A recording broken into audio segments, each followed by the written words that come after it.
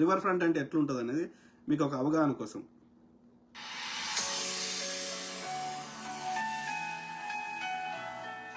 Ahmedabad, a historic city where centuries of culture and civilization have left their mark. And now the city is witnessing a new identity through the Sabarmati Riverfront project. ఇక్కడే కాదు, New York లో ఉంది, ఆస్ట్రేలియాలో ఉంది, అనేక పెద్ద పెద్ద అభివృద్ధి చెందిన దేశాలు చాలా వాటిలలో వాళ్ళ రివర్ చుట్టూ ఇవన్నీ కట్టుకుంటారు అన్నట్టు. డౌన్ టౌన్ అంటారు కదా, ఇట్లా పెద్ద పెద్ద ఆకాశ ఆర్మ్యాలు, ఇట్లా డిఫరెంట్ సిటీ కట్టినట్టు. ఓకే, ఒక విగ్రహం కాదు.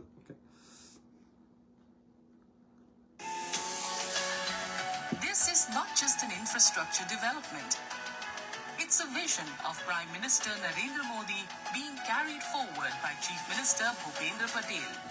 ये બધાએ આજે સાબરમતી રિવરફ્રન્ટ ઉપર જે ડેવલપમેન્ટ થયું છે రే విఠల్, અને ત્યાં જે అరే విఠల్ అవులే, తెలంగాణ విఠల్ చూడు బే, ఇది నువ్వు సపోర్ట్ చేసే మోడీ గాడు కట్టుకుంటున్నాడా? ప్రపంచంలో ఎక్కడైనా ఉంది, ఎందుకు అంటాడు వీడు? మరి ఆడెందుకు కట్టుకుంటురా బోసిడికే? એ લોકોને પણ લગભગ 8,000 જેટલા મકાનો એ લોકોને આપ્યા છે.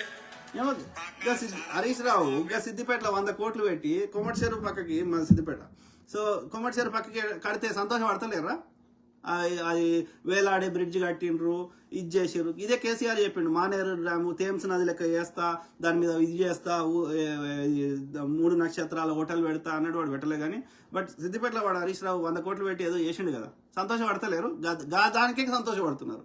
అట్లా దానికి 100 రెట్లు పెద్దగా చేస్తామంటే ఎందుకు నొప్పి అవుతుందిరా? హైదరాబాద్ రూపురేఖలు మారిపోతాయి.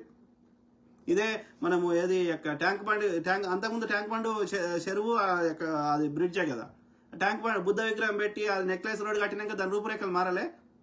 ఇంకా చిన్నదానికి గంత అయితే దానికి 100 రెట్లు పెద్దగా చేస్తామంటే ఎందుకు నొప్పి అవుతుందిరా? నాకు అర్థం కాదు. మళ్ళీ మంచిగా మీరే వచ్చి అబ్బాయి ఎంత బాగుంది మన ఇది ఇండియా. నేను నిజంగా మిగతా హైదరాబాద్ మొత్తం ఉండి ఎయిర్పోర్ట్ సరౌండింగ్స్ పోగానే, ఆ ఎయిర్పోర్ట్ దారిలో పోగానే నేను ఇండియాలోనే ఉన్నానన్న ఫీలింగ్ వస్తుంది. మీ అందరికి వస్తుంది, ఎవరికైనా వస్తుంది. ఆ రోడ్లు, ఆ గ్రీనరీ, ఆ ఎయిర్పోర్ట్ల క్లీన్లీనెస్, శుభ్రత. మరి గట్లా మంచిగా చేసుకుందామంటే ఎందుకు నొప్పి అవుతుంది? దోమలల్లా ఆ పేదోళ్ళని అట్లెందుకు వస్తారు? వాళ్ళని వేరే దగ్గర పెట్టినా వాళ్ళకి కావాల్సిన ఇస్తాం కదా. వాళ్ళకి ఇప్పుడు గుడిసెలలో ఆ దోమలలో ఉండే కంటే మంచిగానే ఇస్తారు కదా ఎవరికైనా, అపార్ట్మెంట్ వాళ్ళకైనా ఎవరికైనా. ఎందుకు నొప్పి అవుతుంది? మీరు అదే సిమిలర్ లైఫ్ స్టైల్ కానీ అంతకంటే మంచి లైఫ్ స్టైల్ ఉండే విధంగా మీకు వేరే దగ్గర పునరావాసం కల్పిస్తారు. ఉట్టి చేతులతో వెళ్ళగొట్టరు. కేసీఆర్ వెళ్ళగొట్టిండు. కాంగ్రెస్ ప్రభుత్వము ఇప్పటికి కూడా రేవంత్ రెడ్డి కూడా అనేక సార్లు అనౌన్స్ చేసిండు, మేము భూమి తీసుకుంటే భూమే ఇస్తామని చెప్తున్నారు. 2013లో తెచ్చింది మన సోనియా గాంధీ గారు, డాక్టర్ మన్మోహన్ సింగ్ గారు భూ సేకరణ చట్టం అని 2013లో. సో దాని ప్రకారం భూమి తీసుకుంటే భూమి ఇస్తాము, వాళ్ళ ఇంట్లో ఒక ఉద్యోగం ఇస్తాము, వాళ్ళకి ఈ మానసిక శోభ ఏదైనా ఉంటే, బాధ ఉంటే వాళ్ళకి కావాల్సిన మెడికల్ ఖర్చులు అన్ని భరిస్తామని చెప్పారు. మరి ఇవ్వాలి, తప్పదు. ఎందుకంటే ఓ జాతి ప్రయోజనాలు ఆలోచించినప్పుడు స్వతంత్రం కోసం వాళ్ళు ప్రాణత్యాగం చేసి కొట్లాడినరు. మనం ప్రాణాలు ఇవ్వమంటలేం కదా, ఒక పెద్ద కాజ్ కోసం. మరి అందరికీ జాతికి ప్రయోజనం చేకూరుతున్నప్పుడు కొంచెం అన్కంఫర్ట్ ఉంటుంది, భరించాలి టెంపరీగా. అయినా సరే ఉట్టి చేతులతో పంపుతలేరు కదా, ఎందుకు నొప్పి అవుతుంది? ఎందుకు వాళ్ళని రెచ్చగొడుతున్నావు? ఎందుకు వాళ్ళకి ఒక అభద్రతా భావానికి గురి చేస్తున్నావు? ఫేక్ ఎందుకు ప్రచారం చేస్తున్నావు? అంటే బాగుపడద్దా తెలంగాణ? I don't understand. నీ చిల్లర రాజకీయం చేస్తారా? ఆడ సబర్మతి రివర్ ఫ్రంట్ కడితే నీకు నొప్పి కానప్పుడు ఈడ ఎందుకు అంటావు కిషన్ రెడ్డి? మీకు దమ్ము ఉంటే నువ్వు 8 మంది ఎంపీలను అడ్డదారిలో ఏదో దారి గెలిచారు కదా, 8 మంది ఏమైనా తీసుకురండి కేంద్రం. మాకు ఈ సాబర్మతి రివర్ ఫ్రంట్లో నువ్వు ఎట్లా కట్టుకున్నావో అట్లా మాకు రివర్ కడుతున్నాం, మోడీ గారు మాకు 10,000 కోట్లు మా రాష్ట్రానికి ఇవ్వమని అడగండి. నిజాం షుగర్ ఫ్యాక్టరీ పునరుద్ధరించండి, అది ఏడుందో స్పైస్ బోర్డు చూపెట్టండి. కానీ పనికొచ్చేది చేయాలి కానీ పొద్దుగాలేసి లంగరాజకీయం చేస్తా ఈడ ఏం చేయనియా, అక్కడ నుంచి ఏం దేను, ఇక్కడ ఏం చేయనియా. కానీ బీజేపీ పాలిత రాష్ట్రంలో ఎట్లా చేసినా ఓకే, ఎంతవరకు కరెక్ట్ అది ఆలోచన ప్లీజ్. ఓకే, લાઈટ હોય, પાણીની વ્યવસ્થા હોય, ત્યાં આગળ નાનો હોલ હોય, ગાર્ડન બનતો હોય તો ગાર્ડન બનાવ્યો છે. બાબત આ સાબરમતી રિવરફ્રન્ટ જે અદા કરી રહ્યું છે એ છે flood protection for the city. Ahmedabad જેવા એક વિશાળ શહેર માટે પૂરેપૂરું ફ્લડ પ્રોટેક્શનથી સુરક્ષા કવચ પૂરું પાડનાર સાબરમતી રિવરફ્રન્ટ છે. చూడండి మిత్రులారా, By reclaiming చూడండి ఎట్లుంది. 202.79 hectares of land, the river now flows year-round. Earlier, the Sabarmati had water only during the monsoon. But now, thanks to the Narmada Canal and the Vasna Barrage, the river remains flowing. To maintain అంటే cleanliness, అంటే wastewater only గుజరాత్కు వాడు ప్రధాన? గుజరాత్ ఒక్కటే బాగుండాలా? మిగతా దేశంలో బాగుండద్దా? ఎక్కువ ట్యాక్సులు సౌత్ ఇండియా నుంచే పోతున్నాయి. I don't understand. వాడు గుజరాత్కి ప్రధాని అయి ఉండాలి, మరి దేశానికి అందరికి ప్రధాని కదా వాడు. అందరినీ, అన్ని బిడ్డల్ని సమానంగా చూడాలి కదా. ఆలోచించండి మిత్రులారా, please. Okay, let's live in reality. నిజంగా బతుకుదాం. Narmada Canal and the Vasna Barrage, the river remains flowing. To maintain cleanliness, wastewater from over 38 drains along both banks is now treated before reaching the river. Today, the riverfront is not just a place to see. It has become a vibrant public space with green landscapes, walkways, open gyms and boating, a space where people connect and engage. એની અંદર cycling track, jogging track જેવા અનેક બીજા જે સંસાધનો છે એ પણ આની અંદર ઉમેરાશે. બીજી ફેસિલિટીઝ પણ આમાં ઉમેરાશે. રિવરફ્રન્ટની જો હું વાત કરું તો એઝ એ અમદાવાદી મને બહુ જ પ્રાઉડ ફીલ થાય છે કે આપણા માનનીય શ્રી નરેન્દ્રભાઈ મોદી, જેમનો આ ડ્રીમ પ્રોજેક્ટ હતો રિવરફ્રન્ટ, જે હાલમાં અત્યારે અમદાવાદની બહારના લોકો પણ અત્યારે અહીંયા વિઝિટ કરવા આવે છે.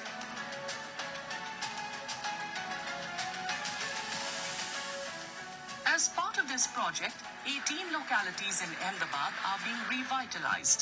What makes this initiative truly remarkable is that it does not rely on government funding. It is a self-financed project funded through select zones designated for commercial and retail development. The revenue generated from these zones is reinvested into the construction and maintenance of the riverfront. Sabarmati is no longer just a river. It has become the heartbeat of Ahmedabad. A new beginning, a new identity. So అర్థమైంది కదా, river front అంటే ఒక పెద్ద కొత్త పట్టణం కట్టినట్టు ఒక రకంగా. ఇప్పుడు ఎట్లయితే రేవంత్ రెడ్డి గారు ఫ్యూచర్ సిటీ అంటారు కదా, అట్లా ఒక కొత్త సిటీ కట్టినట్టు అలాంగ్ ద రివర్ ఎంత ఎస్పెషల్లీ సిటీలో ఊరు సిటీ దాటినాక కాదు, విత్ ఇన్ ద సిటీ లోపల ఆ రివర్ ఏడేడ పోతుందో దాని చుట్టూ ఒక పెద్ద ఆకాశ హార్మాలు, greenery, it's a different city, ఒక సిటీ కట్టినట్టు. ఓకే, సో దానికి మన మొత్తం ఎంత అవుతుందో మనకు తెలియదు. ఇంకా డిపిఆర్, డీటెయిల్డ్ ప్రాజెక్ట్ రిపోర్ట్ రావాలి, మేధావులతో చర్చలు జరగాలి. సో అది ఒక మొత్తం ఒక 40-50 వేల ఖర్చు అయింది వచ్చి దాని మొత్తం ప్రాజెక్ట్ ఎస్టిమేషన్ అనుకోండి.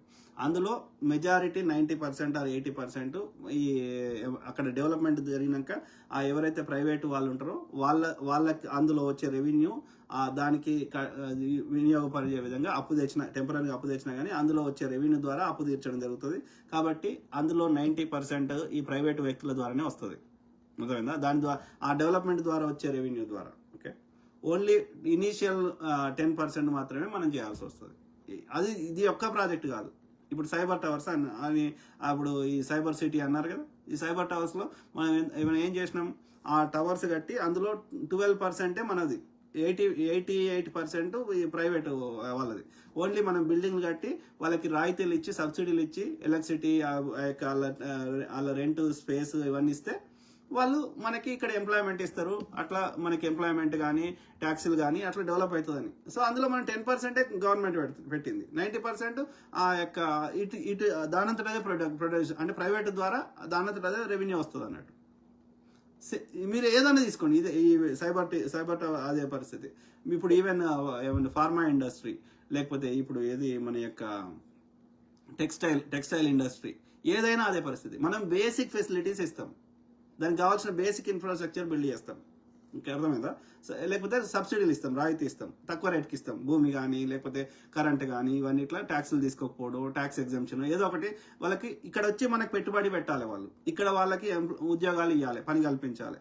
ఇక్కడ అట్లా పని కల్పిస్తే వీళ్ళకి పని దొరుకుతుంది, ప్రజలకు గవర్నమెంట్ ట్యాక్సులు వస్తాయి, ఈ ప్రాంతం అభివృద్ధి జరుగుతుంది. This is the way. అంటే దాన్ని కరెక్ట్ చెప్పాలంటే పీపీపీ అంటారు. అదే ప్రభుత్వము ప్రైవేట్ రంగం రెండు కలిసి పార్ట్నర్షిప్లో చేస్తున్నట్టు. అందులో ప్రభుత్వం అరౌండ్ 10% ప్రభుత్వం పెట్టుబడి ఉంటుంది, 90%, 80 నుంచి 90% ప్రైవేట్ వాళ్ళదే ఉంటుంది. అది సెల్ఫ్ సస్టైన్ ఉంటుంది. అర్థమైందా? ఇన్ ద లాంగ్ రన్ లో ఇంకా రెవెన్యూ కూడా ప్రొడక్షన్ ఇంకా దాని కాస్ట్ అయిపోయినాక, లోన్లు అయిపోయినాక దానికి ఇంకా డబ్బులు కూడా ప్రభుత్వానికి వచ్చే అవకాశం ఉంటుంది ఇన్ ద లాంగ్ రన్. అర్థమైందా? కాబట్టి ఆ 10,000 కోట్లే మనం పెడతాం, మిగతా మన 40,000 కోట్లు 50,000 కోట్లు ప్రైవేట్ వ్యక్తులే పెడతారు. ఈ 10,000 కోట్లు కూడా ఇంత లాంగ్ రన్ లో మనకు తిరిగి వచ్చేస్తాయి. సో ఆ విధంగా చేస్తున్నప్పుడు గాంధీ విగ్రహానికి 5,000 కోట్లని ఎక్కడ రాసిర్రు, ఎవరు రాసిర్రు, ఎందుకు రాసిర్రు, ఎక్కడ ఉంది, ఎవరు చెప్పిండ్రు, ఎక్కడ జీవో వచ్చింది, ఎక్కడ డిపిఆర్లు ఉంది చూపెట్టండి, మీకు దండం పెడతాం. మీరు జర్నలిస్టులు అయినా సరే, ఒక రెస్పాన్సిబుల్ ప్రతిపక్షాలు కానీ ఒక ఏమంటారు, లేదు అంటే ఒక పవిత్రమైన వృత్తి ఏమంటారు 4వ మూలస్తంభం, ప్రజాస్వామ్యానికి 4వ మూలస్తంభమైనటువంటి జర్నలిజం, మీరు దాన్ని వ్యభిచారంగా మారుస్తా అంటే ప్రజలు తంతారు మిమ్మల్ని, మీ వీడియోలు చూడరు, మిమ్మల్ని ప్రతి ఎన్నికలలో ఓడగొడతారు.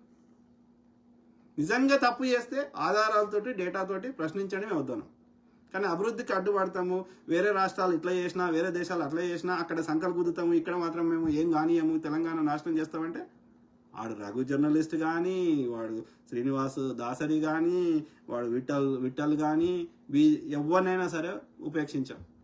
End of the day Telangana ప్రజల ఆస్తులు, తెలంగాణ ప్రజలకు చెందిన భూగర్భ ఖనిజాలు, తెలంగాణ ప్రజలకు చెందిన ట్యాక్స్ డబ్బులు ప్రతి ఒక్కటి, అందులో అట్లీస్ట్ తక్కువ 70 నుంచి 80, అట్లీస్ట్ అరౌండ్ 70 నుంచి 80 రూపాయలు వాళ్ళ యొక్క సమస్యలకి శాశ్వత పరిష్కారాలు చేసేదాకా వదిలిపెట్టాం.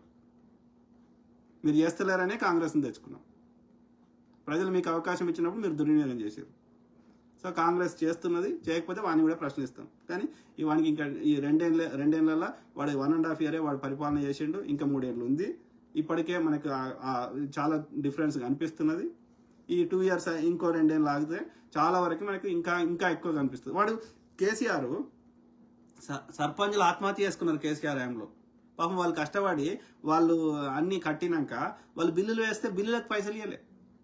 10,000 కోట్లు మనం ఇచ్చినాం పైసలు.